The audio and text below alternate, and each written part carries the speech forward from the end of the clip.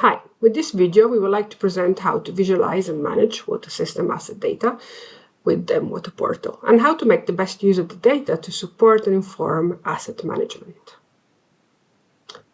mWater can be used to map simple water supplies such as boreholes, but also more advanced water supply system with distribution network, from rural water supply system to more complex urban networks, and map all the assets from source to tap stand across the network. Assets are mapped with mWater Surveyor and allowed to map all the different water supply assets and collect specific attributes of the asset, from the basic ID and location to the specific technical details such as pump type or model, also functionality status of the asset, and then the current replacement cost and useful life of the asset. There's another video on this channel that provides further guidance on how to best map water supply system on mWater. When this data is collected, this can be very useful to support asset management, from mapping the system and having up-to-date asset inventory to informing which assets require maintenance and what are the costs associated with the replacement of the assets. This information is essential to water supply managers to ensure overall sustainability of the service. When the data has been collected through the mWater Surveyor, the information of the assets can be visualized and edited through the mWater portal by going on the Sites tab, selecting Assets, and by searching the water system name or the specific asset name. You can use both name or unique ID for the search. Let's have a look at how you can find this on the mWater portal. So we go to the Site page, then Assets. This will load this page where you can visualize the water system. So this is set to show the standard configuration for water asset systems. If you're a user that have a specific configuration that it's customized to you, you can switch that from the switch button on the right. So let's have a look. For example, we're going to switch to a different configuration, and then which is specifically for Uganda. And then what we will do is search for a specific water system within this group of water systems in the configuration. So I'm going to be looking for Busika water system. So you can search by the number of the water system asset or by the specific water scheme name, or you can look at specific assets in particular.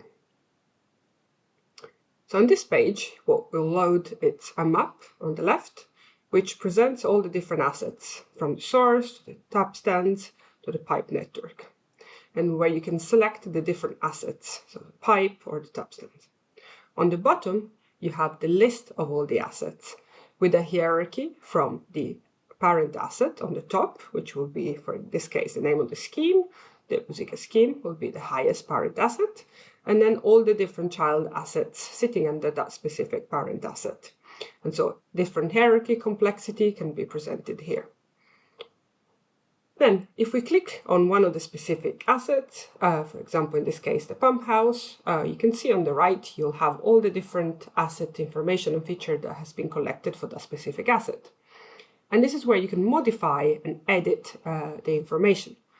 So in this case, for example, if I want to edit also which parent asset this child asset belongs to. So for example, if I want to move it not under the water scheme, but under a pipe network, you can do this by changing the parent asset and including the name of the water system asset that you want this to be a child asset for. You can then modify the different name, asset ID, description, features, the location, and all the other additional information that you might have been collected for that specific asset. And then this can be saved. So this is a simplified view of the water system, but it's key to review the structure of the map system and to be able to edit some of the features associated with the different assets. Now, for a more advanced asset management and informed technical, operational, and financial decision, the data collected through asset mapping can also be visualized in a more advanced way. To support this, we have developed a customized template console that can provide an automatic visualization of the water system. The scope of this is to be useful for operators, managers, and planners of the water supply system to support summarizing the asset attributes data and support different decision making. The template, once saved, is fully customizable by the specific user, so it can be used as a starting point for further context-specific visualizations and analysis as required. So how do you find this template? To find the template console, you go into the Visualization tab, Console. Then you can make a new console. And then in this page, where you can set up how you would like to start your console, you can find two templates, one for water quality and one for assets. So we will be selecting the water asset console. And this pop-up will appear. This asks you to select which asset system template standard is being used. So generally, most users will have the mWater standard water asset system as their key asset system mapping standard. Or if they are using a customized version of this, you can find that from the drop-down. Secondly, you can select a specific water system that you want to visualize. If you do not select this, if you have multiple water systems under that standard, all of them will be presented in the console. So if you want to show visualize data from a specific water system, then you select which system you want to visualize. So in this case, I'm going to be looking for the Buzika water scheme. Then you press Create, and the page will load with the information of the specific water scheme. It takes a few seconds to load, as it's filtering out quite an extensive amount of data. So once this is loaded, this is a template for the analysis of the water supply scheme that can be fully customized.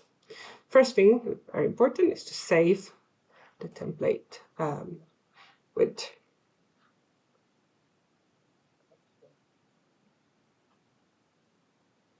so that's then saved into your different consoles. You can then start editing this if you would like to modify the visualization as any other console that you have done on a water. So you can add titles, you can add graphics, you can add charts, maps, etc.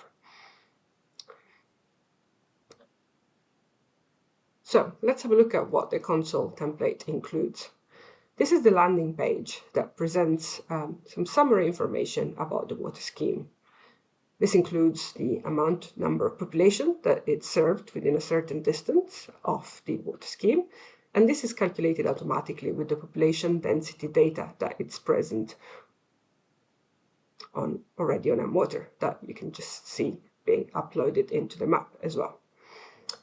It presents a summary of the number of water points that are connected to the schemes, which of these are public and which are not, and then the length of the pipeline, and the overall status of the water scheme in general. The map on the right presents the water schemes with information on the different tap stands and the type of pipeline present and the different type of assets. So it's a summary view of the water scheme that has been mapped. On the bottom, we have a table which presents some additional information about the water scheme as collected, and then some summary information about the different status of the assets. So how many assets are in good conditions, fair, poor, etc. So this is a summary page. If we want to have more details on the assets information, there is an asset detail tab. This presents some of the key water system assets, in particular sources, pumps, tanks, pipes, power, treatment, and water points. For each of these type of assets, we have a summary table that provides a summary of the information and the key attributes of those assets. So the name, the type, some of the technical details of those specific assets, the condition, in particular detail, and the installation dates and the images. So this is present for a number of key assets, but more can be added if other assets are of interest, obviously. So this is very useful to identify the status of the assets and to have a summary view of what the current water system asset management information is. Another tab is the maintenance tab. This has been developed with in mind operators or managers of the water supply scheme that require to know status of the asset, in summary, how many are in which conditions and what maintenance is required. So these can be filtered by type of asset, but in particularly also the condition. So if you want to look at which are the assets in poor condition.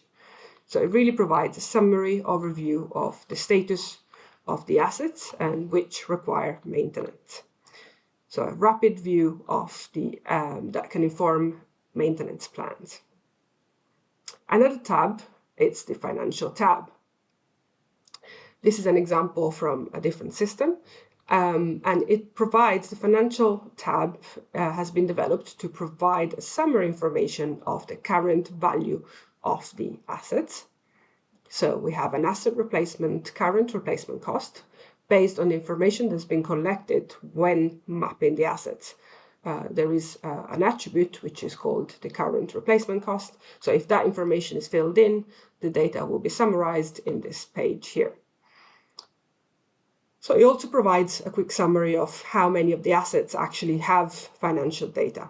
Often this is an attribute which not everyone, all the data collectors are able to collect. So this table will provide you a quick overview of how much the information and completeness of the information is.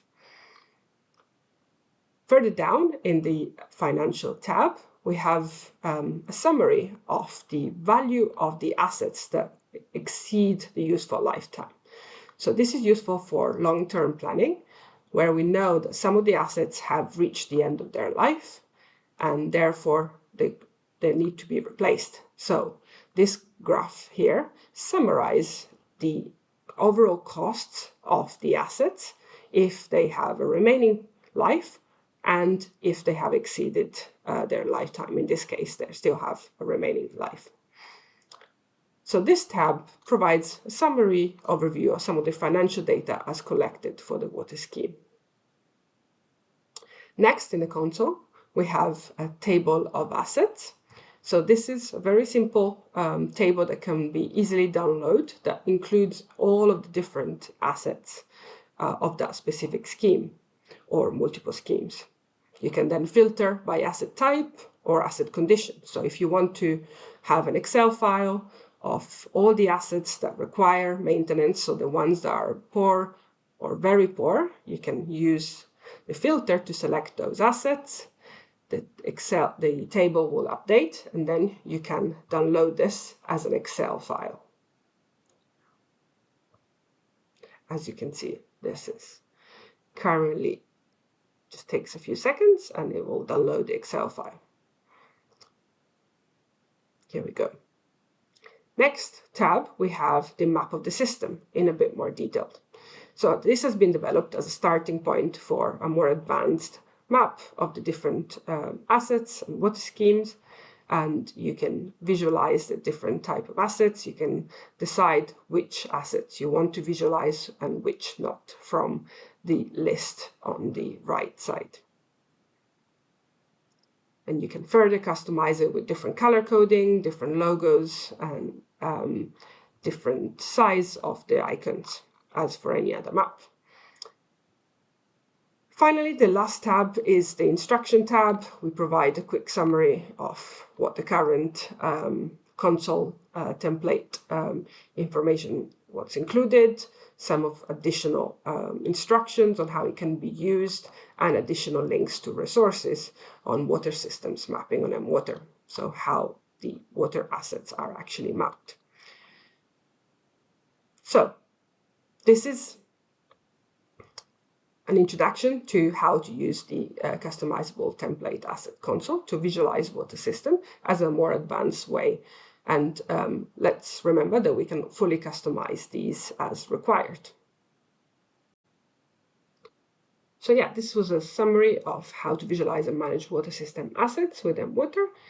And I hope this was useful for your future visualization of the water systems that you're mapping. And don't forget that there's additional guidance on how to map the different water schemes and the different assets. And remember, you can find more information and connect with us through different social media, Facebook, Twitter, and LinkedIn. So look forward to hearing from you and your experience of using the template console. Don't hesitate to get in touch and provide feedback. Thank you very much.